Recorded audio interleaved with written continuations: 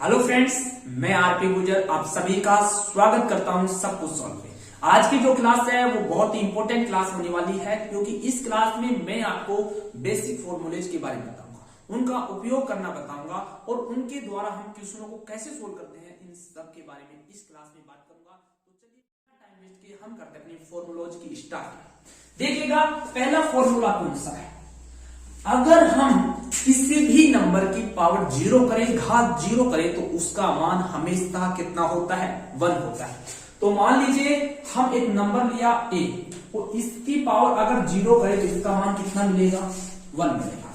Second देखिएगा, हमारे पास दो समान नंबर है और दोनों के मध्य ऑपरेशन क्या है? गुणा है, लेकिन उनकी जो घात है, उनकी जो पावर है वो अलग अलग है। तो कैसे सोल्व करेंगे? उसके लिए एक फॉर्मूला है, वो है मान लीजिए a की पावर n है और दूसरा भी नंबर a है, इसकी पावर m है और दोनों के मध्य जो ऑपरेशन है वो मल्टीप्लाई का है, गुणा का है। तो इसे हम सोल्व करेंगे a की power n plus n।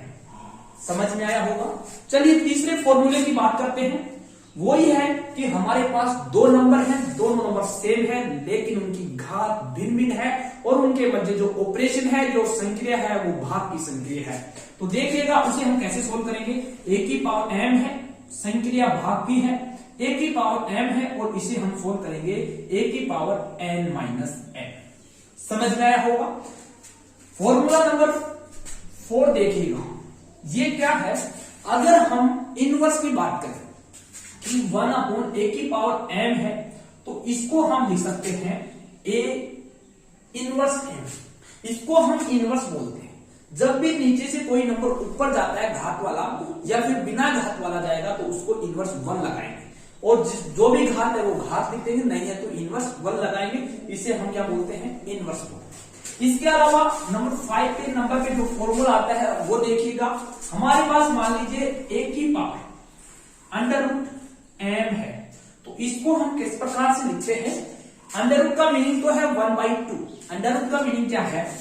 Under root का मीनिंग तो है 1/2, लेकिन अगर यहाँ पे कोई घात है, कोई नंबर है, तो उसका मीनिंग अलग होता है।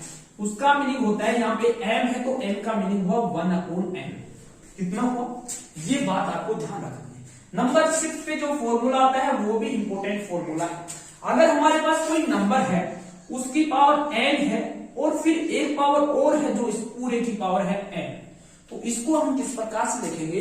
हम दोनों पावर को मल्टीप्लाई कर देंगे, दोनों पावर को गुणा कर देंगे, हमारा आंसर मिल जाएगा। तो देखिएगा साहब, a की पावर n इंटू n, ये हमारा क्या है? आंसर। इसके अलावा 7 नंबर पे जो फॉर्मूला आता है वो भी इंपॉर्टेंट है। अगर हमारे पास a की पावर अंडर रूट n है, a अंडर रूट n है, उसका भी अंडर रूट m है, तो इसको हम किस प्रकार से लिखेंगे? ये देखिएगा, इसको हम लिखेंगे a की पावर 1/n इंटू n। इसको किस प्रकार से लिखेंगे? n into n।